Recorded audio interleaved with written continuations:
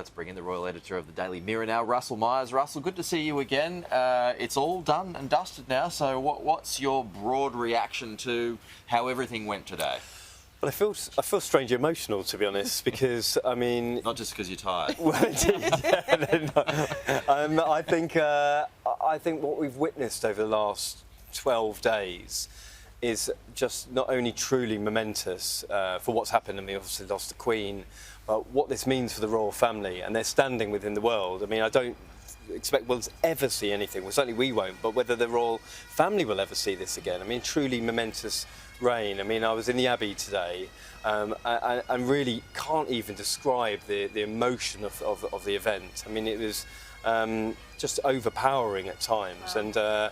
And seeing the family, I mean, there's so much to digest here, and you know, whether it was Harry not being able to get out the words from the national anthem. I know he's possibly going to come in for some criticism on people haven't seen him uttering the words, but I thought there were just so many powerful moments. Is that a sinister thing? No, I saw him, and I thought he was about to explode with emotion. I mean, you talk about the British stiff upper lip. Holding it in. Oh, absolutely. I mean, he's talking about.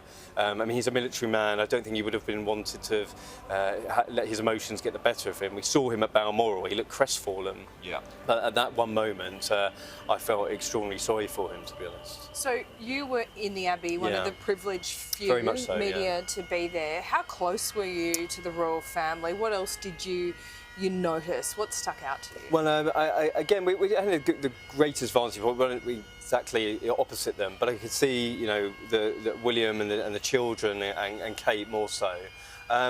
I felt the children handled themselves remarkably well. I mean, George is 9 and Charlotte was 7. And I mean, the outside she was sort of tugging at him and telling him to behave or what to do or to bow. Yeah. I mean, those two are an incredible force for good, I think, in this stage.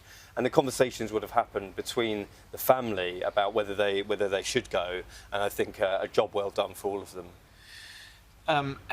The fact that it's wrapped up in Windsor now, the Queen has been interred this evening. She's there with Prince Philip. She's there with King George VI. She's there with her sister Margaret and her mum as well. I mean, it's a beautiful ending to a beautiful send-off.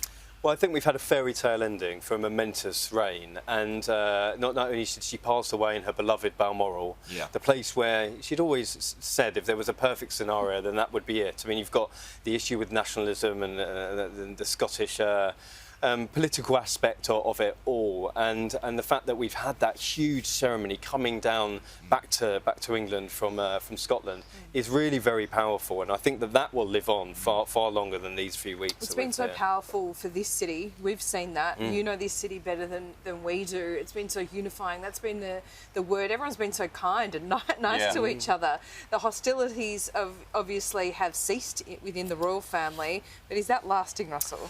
No, I think certainly it's a temporary truce. I mean, definitely the people I've spoken to were almost saying at remember the Windsor walkabout when they did it, and when they suddenly appeared, the Sussexes.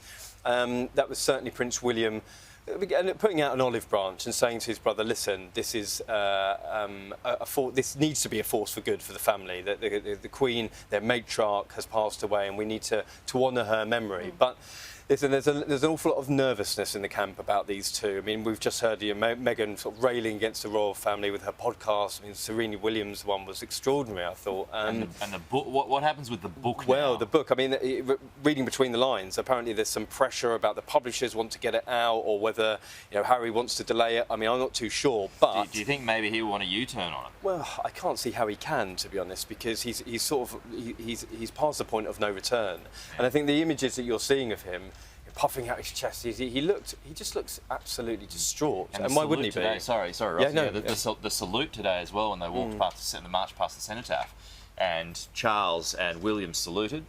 Andrew didn't, obviously, he's wearing the morning suit, and Harry didn't either. He looked miffed.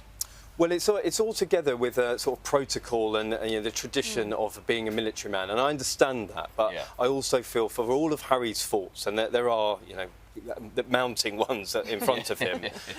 I feel terribly sorry for him when these things happen, because he is a fantastic ambassador for the military. He served his country bravely, over 10 years in the British Armed Forces. And then the fact that this is happening to him, I mean, he's a great ambassador for veterans as well. I do feel very sorry for him. Shouldn't have walked off, though. Yeah, I don't know, but he has given a lot of his life to the military, and it's more what I can say, for example. But